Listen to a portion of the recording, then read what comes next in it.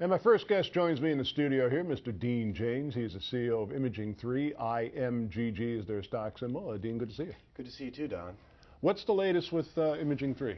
Well, I'm just giving an FDA update.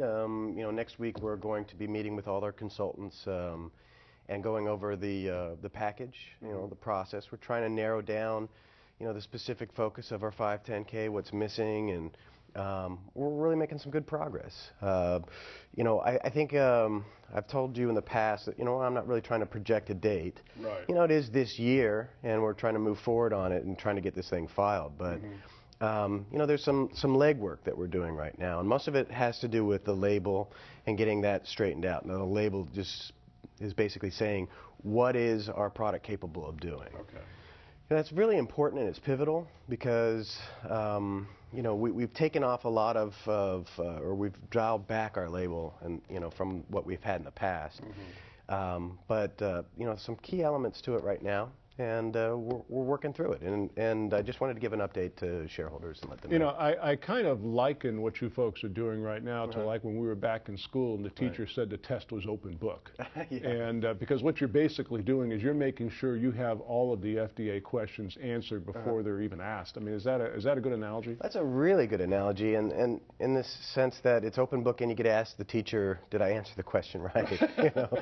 But yeah, we're really trying to make sure that the quality of what our package is being presented to them is there, but also that if there are little stumbling blocks, which we had talked about, at our meeting with the FDA, that we can present them in advance, these little areas that they wanted us to focus on. Okay. Now, do you sense from the other side, I mean, you've had meetings with your consultants, meetings with the FDA, are you sensing from their end that they're also motivated to see this come to a closure, so to speak? Well, absolutely, and maybe I didn't really address it as well as I probably should have. The excitement from that is meeting with them, is really getting, some key answers and direction of where we were missing the mark, and what they really wanted, us to present them. So we got that information from them, and we've also have an open dialogue to where we can present information on an ongoing basis prior to even submitting our 510K, so they can check through and see if we're still not hitting that mark. Okay, so yeah, basically at the point where you reach that that magic day, we'll call it, when you do resubmit the 510K, at that point you're going to be pretty much assured that you have everything covered, and then it becomes almost a foregone conclusion. I mean, that's the feeling I'm getting from what you're saying. Well, here's the disclaimer. You never know. But, yes, if anything, we're hoping that when we present this to them, they've already seen every element that they may have had issues with and gone through it with us. So, when we present them with our package, there isn't anything that's going to be unfamiliar to them. Right. And most of the issues that we've had should be addressed prior to that. Not saying that they come up with another issue or there are other issues. This is the FDA, this is the government.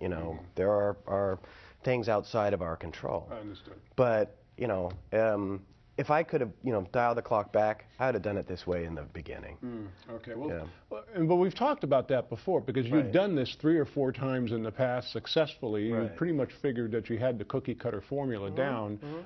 This one just kind of caught you completely off guard with the way it transpired, I would have to say. Absolutely, and it is like I said, as I've said in the past, the FDA and the 510K process has gone through some changes, and whether they're good, bad, or indifferent, it's immaterial. It is what it is. You want to get it approved, go through their process, and knowing now what I know now, hindsight's always 20/20. Of course. I would have loved to have done it this way. Yes. Okay. Now, how about potential customers? I know over the last 3 years you've spent a lot of time and effort lining up people who were ready to buy the Dominion. Are they being patient? I mean, they understand the process. I mean, I have to think that they also know how the FDA has changed as well. Well, absolutely, and the beauty of this product is it's so disruptive. We'll always have a market and always have a potential, and we have great patents. So, whether something even comes close to our product, they still can't really encroach through our patent, So I think that, yes, once we get this finally approved through the FDA, the demand will be there, and we'll create more.